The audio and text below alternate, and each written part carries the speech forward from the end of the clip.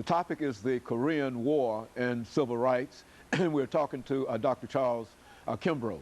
Dr. Kimbrough, let's move you into your collegiate education. As a matter of fact, I think that you've already indicated that there was never a real tradition among your family, being a rural family, to think in terms of education, especially higher education.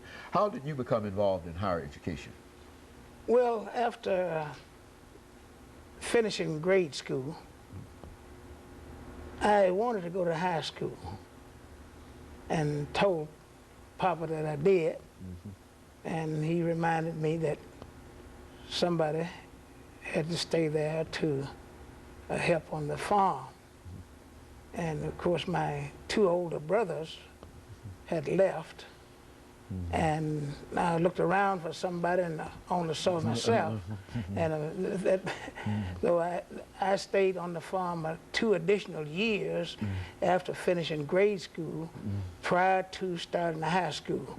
And speaking of the Army, I went to be drafted, and of course because of a childhood accident, I was not accepted, and so I was 18 at that point. So a bus started coming within a mile of our house, and for colored people or white people, apparently I thought it was a pretty good thing at that point to that colored people should have an opportunity to go to high school 10 miles away. So I got on this school bus at that point and started the high school. And went for 2 years, good student, taking in consideration sometime I was out of school 2 or 3 days a week instead and in school 2 or 3 days. I kept up. In fact, there were people who would say, "Oh, cuz you made the honor roll. You're on the you're doing all right." And after 2 years, of course, I'm almost 20 years of age. And even though I had been rejected when I first was drafted, then I said, well, you know, if I can no longer play football, Tennessee has its tradition of you're out of the game, you get after your 19th birthday. So I said, maybe I'm going to volunteer for the Army. And went to the Army, volunteered, made a good score as I understood, because there was no great demand for soldiers in 1947, war having been completed in 1945. So I went to the Army, was accepted in the Army, in Korea twice, and then after that went to Tennessee State and subsequently Tuskegee. So I was there again. Well, I'm traveling, breaking new ground every time I trod on something, but I'm moving on. So that's how I got to college.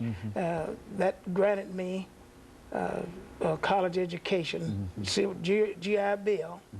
I had some pretty high sights. Somehow I didn't know how I was going to get there. As I understand it now, the Lord was guiding me through some very turbulent waters, but I was getting in some places that have become very significant to me. Well, now, how was Tuskegee Institute when you first arrived there? And what influence were you able to see of Mr. Washington's presence, not only there, but throughout the state of Alabama, in the South, in a real sense? Well, you know, I think that if people could go to Tuskegee, and even now, and see the curriculums, how they're laid out, you could have a greater appreciation for President Dr. Washington. You know, there was a lot of controversy, the Du Bois side and the Washington side. Washington has let you bucket down where you are. And black people at that time did not have access to voting rights, a lot of things. So one thing he believed in, that you have a trade. Yeah. And at Tuskegee, you can go, and if you're not able to finish in 4 years, if you're not able to go there on a regular paid scholarship, you can work your way through and finish in 5 years. So that's a Washington flavor right there. And of course, being a agrarian area, agriculture, any facet of farming can be found, including shoemaking and so forth, right there at Tuskegee. So it is a great legacy for people to see what was taken by Dr. Washington in terms of opportunities and given to the mass of the people. You know, one of the features that you see on Tuskegee right now is the veil of ignorance being lifted from the face of the person, ex-slaves. So that's a part of the flavor right there. And all of that had a tremendous impact, even on you in 1947, many years after after Washington himself. Well, I went to Tuskegee to the School of Veterinary Medicine in 1956. And that was a critical time because the NAACP, speaking of the NAACP, it was disenfranchised in the state of Alabama. That should tell black people now, if you want to know what the NAACP does or what it has done, it shows you that it was the kind of force that people who could just make their own laws almost on technicalities. You know, you don't reveal your membership roll, then you're not registered in the state of Alabama. We're disenfranchised. You can't operate.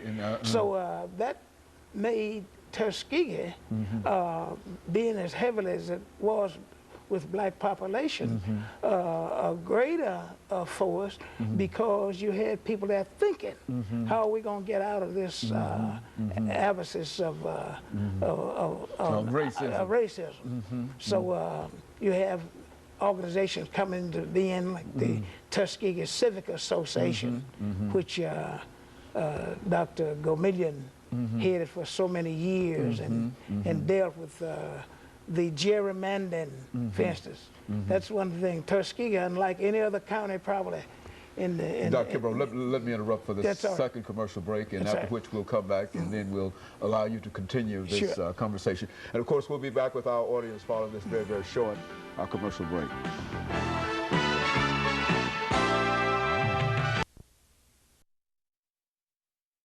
The guest is Dr. Charles Kimbrough.